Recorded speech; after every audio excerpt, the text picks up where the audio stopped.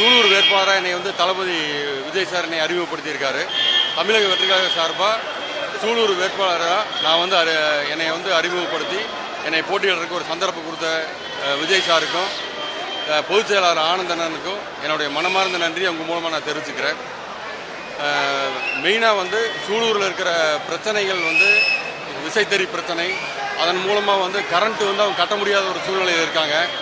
அது 20 வருஷத்துக்கு மேலே சூலூர் குளம் வந்து தூர் வராமல் இருக்குது. அதுக்குண்டான நடவடிக்கை நாங்கள் எடுப்போம். அதுபோக நொய்யலாறு வந்து நொய்யலாறு வந்து இன்றைக்கு வரைக்கும் தூர் வராமல் இருக்குது. அதாவது சாக்கடை மிக்ஸ் ஆகி வருது. அதை வந்து நாங்கள் தூர்வாரி அது இந்த முறைப்படி வந்து நொய்யலாத்தில் நல்ல தண்ணி வர்ற மாதிரி ஏற்பாடு பண்ணுவோம்.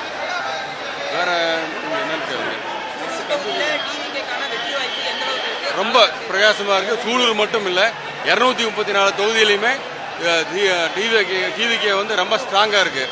ஏன்னா நாங்கள் வந்து ஒரு கட்சி தனியாக போட்டியிடுறோம். 234 தொகுதியிலையும் தனியாக போட்டியிடுறோம். எதிர்த்தாப்பில் திமுக வந்து 24 கட்சியை கூட வச்சுருக்கு. ஏடிஎம்கே வந்து 10 கட்சியை கூட வச்சுருக்காங்க. எங்களை ஒரு ஆளை எதுக்கிறதுக்கு 34 பேர் சேர்ந்து வர்றாங்க. அப்படின்னா நாங்கள் எந்த அளவுக்கு ஸ்ட்ராங்காக இருப்போம், எங்கள் தலைவர் தளபதி எந்த அளவுக்கு ஸ்ட்ராங்காக இருப்பாருங்கிறத நீங்கள் புரிஞ்சிருப்பீங்க. அது அதிமுக கோட்டையில் இப்போ விழும் ஓட்டை. அதிமுக கோட்டைங்கிறீங்க, அது விழும் ஓட்டை. இப்போ அவ்வளோதான். நேர்மையான வாக்காளர்கள் நிறைய பேர் இருக்காங்க. இந்த கவர்மெண்ட் வந்து இப்படி தான் ஏமாத்துது அப்படிங்கிறது எல்லாருமே தெரிஞ்சிருக்காங்க. மாற்றி காசை கொடுத்து மக்களை வந்து ஒரு ரொம்ப அடிமாட்டு விலைக்கு வாங்கி ஓட்டை போட்டு வாங்கிட்டு 5 வருஷம் அவங்கள வந்து ரொம்ப கேவலமாக நடத்துகிறாங்க. ஒரு நாள் 2 நாள் காசை போட்டு மீதி 5 வருஷம் வந்து மக்கள் வந்து இவங்களை தேடி அலைய வேண்டியதாக இருக்குது. எந்த வேலையும் நடக்கிறத எல்லாத்துக்கும் கரப்ஷன் அதிகம். அந்த கரப்ஷனை போக்குறதுக்காக தான் நம்ம நேர்மையான வழியில் நாங்கள் ஆட்சி கொடுக்கணும்னு சொல்லி தலைவர் சொல்லியிருக்காரு. அது பிரகாரம் எங்களுக்கு ஓட்டு போகிறதுக்கு மக்கள் ரெடியாக இருக்காங்க. இந்த 2 கட்சியுமே வேண்டாம், 55 வருஷம் ஒருத்தருங்க 75 வருஷம் ஒருத்தங்கன்னு சொல்லி மக்கள் இது வரைக்கும் ஏமாத்துறது போதும் அப்படின்னு மக்கள் நினைக்கிறாங்க. அதுக்கு எங்களுக்கு முழு சப்போர்ட் இருக்கு. கோயம்புத்தூரை பார்த்தீங்கன்னா பரிசு மலை குடிச்சிட்டு வராங்க. செந்தில் பாலாஜி வந்து போட்டியிடாருங்க, பார்த்தீங்கன்னா பரிசு மலை குடிப்பாங்க. எப்படி பார்க்குறீங்க?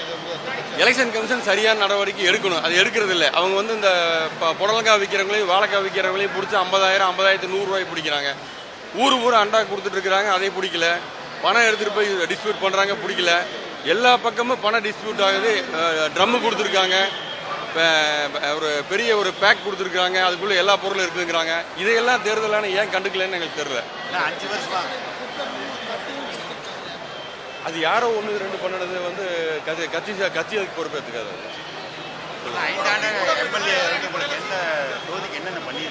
யாருங்க எம்எல்ஏ ஒன்றும் பண்ணலையே. 10 வருஷமா ஒன்றும் அவர் பெருசாக பண்ணல. நாங்கள் வந்து பாரம்பரியமாக திமுகலேருந்து வந்த குடும்பம். திமுக இங்கே ஆரம்பித்தது எங்கள் அம்மாவோட தாத்தா தான். அப்படி ஒரு பாரம்பரியம் எங்களுக்கு இருக்குது. பெரியார் மூலமாக கூட்டிகிட்டு வந்து எங்கள் அம்மாவோட தாத்தா தான் 1929. அவ்வளோ ஒரு பெரிய பாரம்பரியம் இருக்குது. அதனால் நான் வந்து எனக்கு வந்து திமுக இருந்தவன் தான், நான் இல்லைன்னெல்லாம் சொல்ல. இப்போ ஜனவரி வரைக்குமே திமுக தான் இருந்தேன். இங்கே நடக்கக்கூடிய எந்த ஒரு பாரம்பரியமான கட்சிக்காரங்களுக்கோ நேர்மையானவங்களுக்கோ இங்கே எந்த விதத்தில் ஒரு மரியாதையும் இல்லை. திமுகவில் வந்து அது கரப்ட் அதிகமாகி கார்பரேட் ஆகி போச்சு.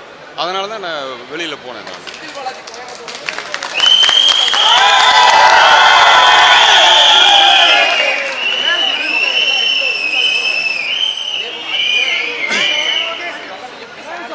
திமுகவில் வந்து செந்தில் பாலாஜி வந்து கரூரில் போட்டியிடாமல் இங்கே போட்டியிடுறாருன்னா உள்ளூரில் அவர் வந்து விலை போகாத மாடு. ஏன்னா இதை வந்து அவர் தான் சொன்னார்.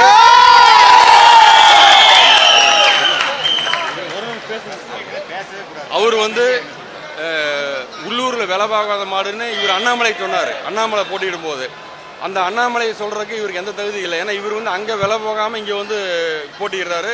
அது சூலூர் கோவை தெற்கில். இவர் வந்து எப்படின்னா தான் மட்டுமே முன்னேறணும், திமுகவில் யாருமே முன்னேறக்கூடியதுன்னு நினைக்கக்கூடியவர். இதை கோயம்புத்தூர் திமுககாரங்க புரிஞ்சுக்கணும் முதல்ல. ஏன்னா யாரையுமே அவர் வந்து அவர் கீழே இருக்கிற ஆட்களை மட்டும்தான் பதவி கொடுத்து போட்டு வச்சிருப்பாரு. ஏடிஎம்கேலேருந்து வந்தவங்களை போட்டு வச்சிருப்பாரு. அவர் வந்து கரூரில் ஜெயிச்சுட்டு அங்கே போயிட்டாரு. இங்கே யாராவது ஜெயிச்சாங்கன்னா அவங்க டெவலப்மெண்ட் ஆகக்கூடாங்க. அவர் வந்து இங்கே போட்டிடுறாரு. அவர் சரியாக திமுகவை காப்பாற்றணும்னு நினச்சாருன்னா அவர் போய் தொண்டாமுத்தூரில் வேலுமணி தொகுதியில் போட்டிடணும். அவரால் முடியுமா? முடியாது. தொண்டாமுத்தூரில் வேலுமணிக்கு எதிராக செந்தில் பாலாஜி நிற்பாரா? தாராளம் இப்போ கூட மாற்றி நிற்கலாம்.